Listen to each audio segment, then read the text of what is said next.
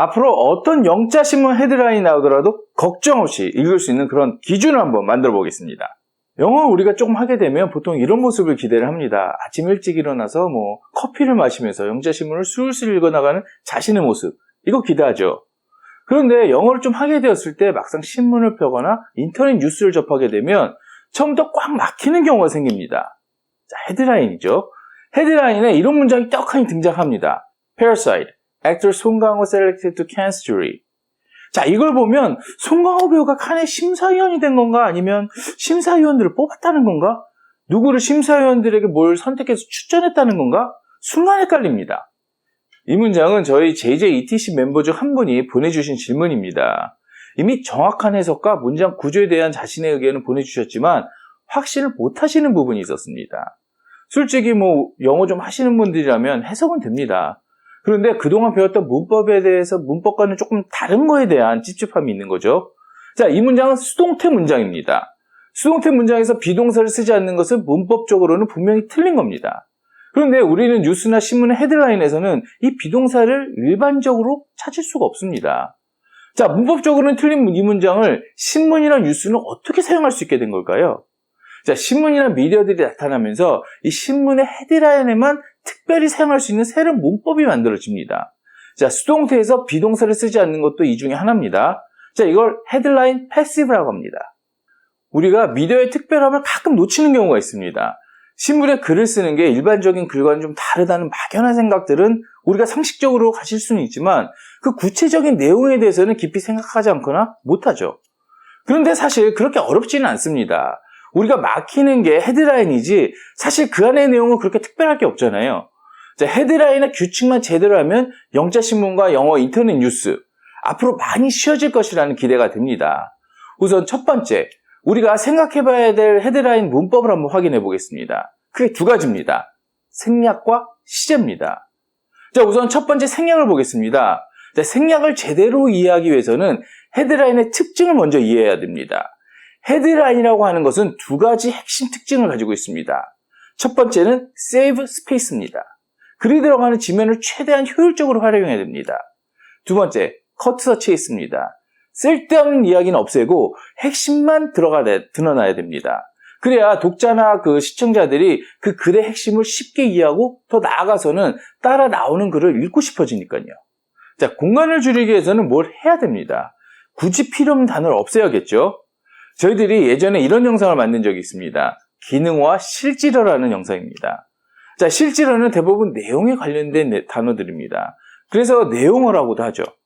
자, 내용이 빠지면 안 되겠죠? 그렇습니다. 그래서 기능어 중에서 생략할 수 있는 것들이 생겨난 겁니다. 자, 기능어는 크게 한정사, 조동사, 접속사, 전치사입니다. 자, 이 중에서 조동사, 한정사, 전치사가 생략이 가능합니다. 자, 무조건 생략해야 된다는 게 아닙니다. 생략이 가능하다는 겁니다. 자, 우선 질문을 주신 문장이니까 이 문장을 한번 들여다보죠. Parasite actor 송강호 selected to Cannes jury.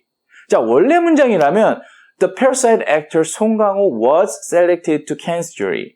이렇게 해야지 문법적으로 완전한 문장이 될 겁니다.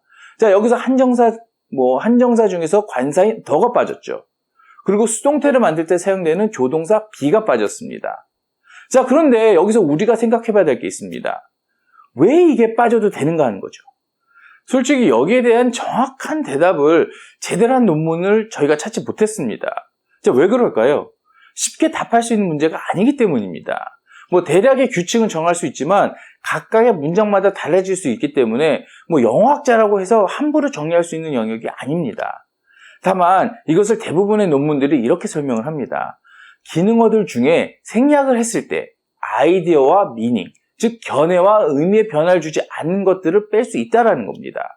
다시 말해서 왜 빠져도 되는가의 정확한 답은 무조건 빼는 게 아니고 지면을 최대한 활용하면서 핵심을 전달할 수 있는 목표를 가지고 의미나 견해에 영향을 주지 않는 범위 내에서 조동사, 한정사 그리고 전치사를 뺄 수 있다. 이 정도로 정리하는 게 좋을 것 같습니다. 자, 이 문장에서 덜을 빼도 사실 독자나 시청자가 영화 기생충의 배우 송강호라는 것을 알 수가 있습니다. 의미나 견해에 큰 영향이 없습니다. 자, 수동태에서 비동사를 빼는 것도 어떻게 보면 당연할 수 있습니다. 자, 우리가 어떤 사건, 사고를 접할 때 그 사건의 가장 핵심적인 것은 사건이나 사고가 일어난 대상입니다.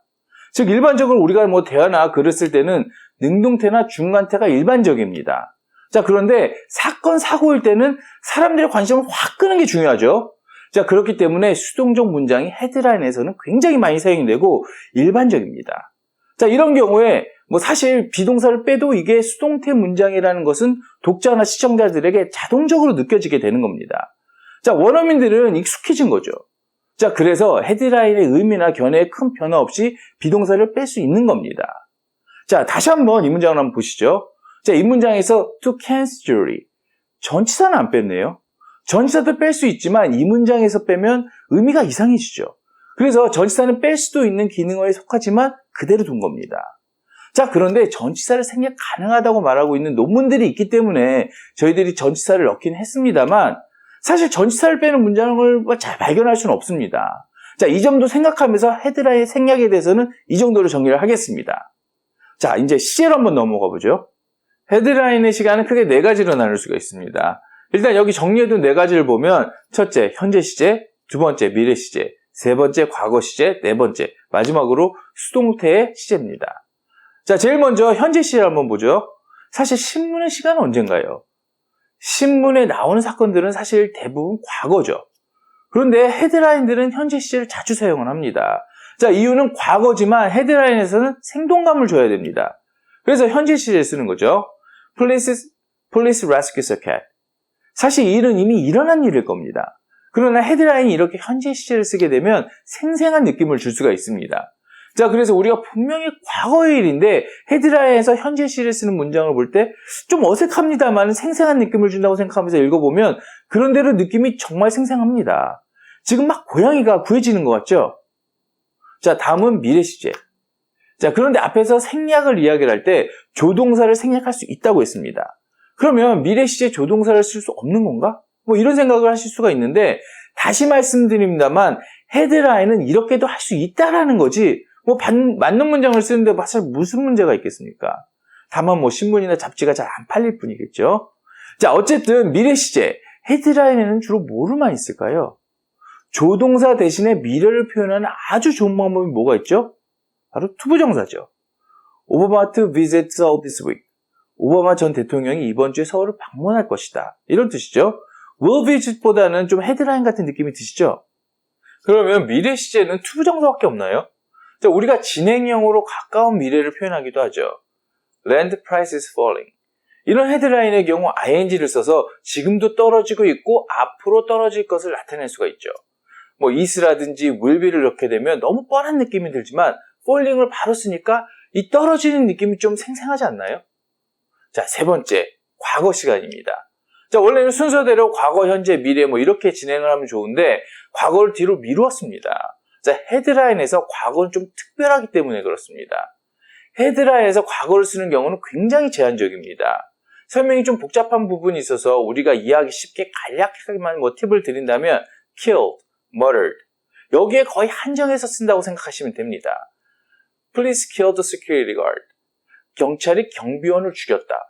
대부분의 과거 사건을 현재 시제로 많이 쓰는 헤드라인에서도 이 두 단어만큼은 과거에 한정을 시키는 것이 아마 죽음이라는 것은 생생함이 중요한 게 아니라는 생각을 하게 됩니다. 마지막으로 수동태에 시간을 넣었는데요. 좀 뜬금없긴 합니다만 그런데 사실 헤드라인에 있어서 수동태는 정말 중요하기 때문입니다. 자, 수동태의 경우 비동사를 생략할 수 있다고 했는데요.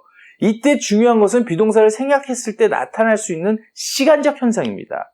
자, 비동사가 수동태에서 생략될 때 특별히 빼버리는 이유 중에 이 시간적 효과를 극대화시키는 기능을 하기 때문입니다. 자, 다시 첫 문장으로 한번 돌아가 보겠습니다. Parasite actor 송강호 selected to Cannes jury. 자, 이 문장에서 시간 한번 넣어볼까요? was, will be 등등 넣을 수가 있겠죠? 이러면 이 사건에 대한 결론이 나타나 버립니다. 굳이 따라오는 글을 읽지 않아도 내용이 뻔해짐을 느낄 수가 있습니다. 자, 그런데 시간을 빼버리면 엄청 궁금해집니다. 뻣뻣하는 거야, 뽑힐 거라는 거야. 시간을 숨김으로써 따라오는 본문의 글이 궁금해지는 효과가 커지겠죠. 자, 그래서 헤드라인에서는 이 시간을 숨기는 이 수동태의 비생략이 많이 나타납니다. 우리가 신문이나 인터넷 그리고 TV 뉴스를 매일 접하면서도 헤드라인 문법을 잘 못 만납니다. 그래서 저희 같은 외국인들이 제대로 헤드라인을 공부하기가 쉽지 않죠. 그러나 오늘 이야기한 내용을 기본으로 하면서 자꾸 신문이나 인터넷 혹은 TV 뉴스를 접하다 보면 원어민처럼 헤드라인을 느낄 수 있는 날이 곧 올 거라고 믿습니다. 물론 좀 더 디테일하게 접근해야 될 부분은 분명히 있습니다만 그런 부분들은 시간이 허락할 때 조금씩 채워나가겠습니다. 자, 오늘 영상 부족하지만 여러분들 영어 공부하시는데 작은 도움이 되길 희망합니다. 오늘도 끝까지 함께 해주셔서 감사합니다. 좋은 하루 되세요.